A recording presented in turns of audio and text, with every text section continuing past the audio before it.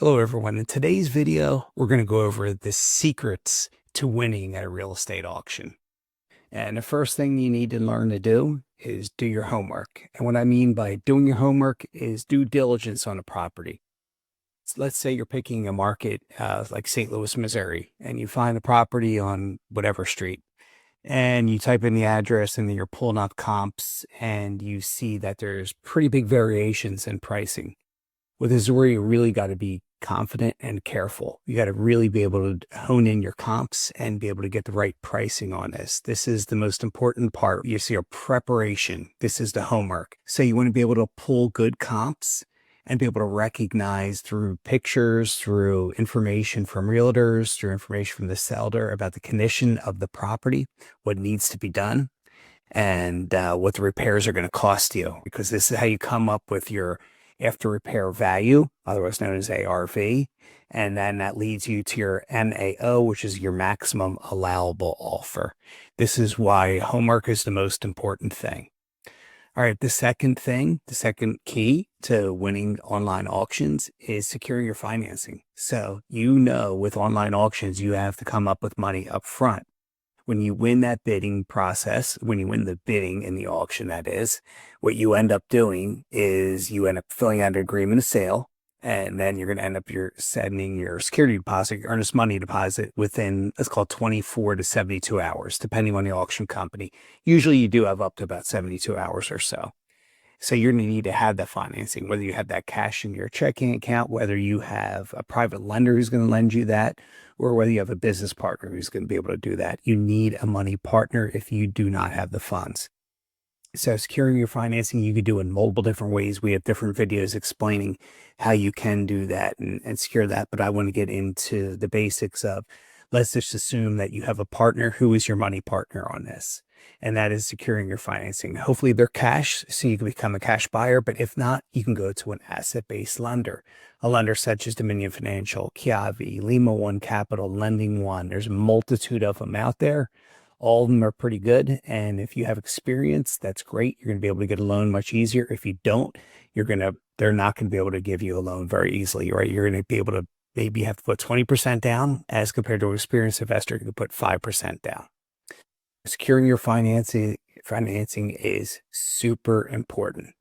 All right, next is know your competition. Who is your competition? Is it other investors? Is it homeowners? What are you going to run into with a particular property?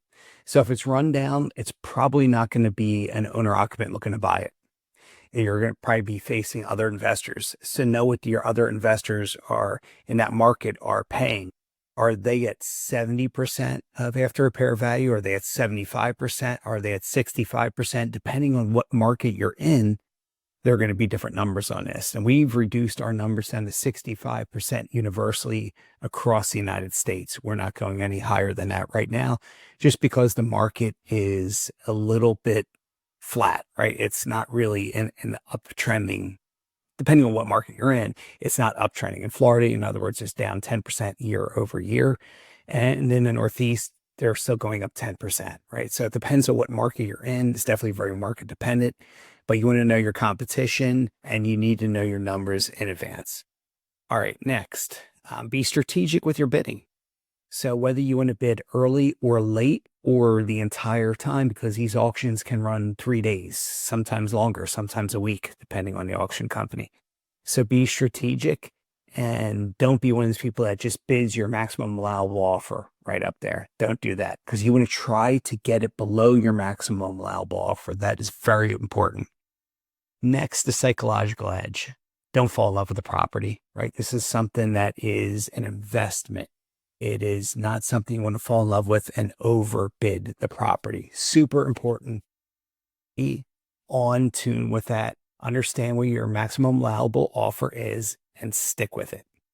And then lastly, know when to walk. Let's say you win this property at auction. You get an agent out there and you find out there's a crack in foundation or there's other issues. Maybe somebody's illegally living inside the house. And it's a tough place to be able to get rid of those people, depending on what state you're in or what city you're in.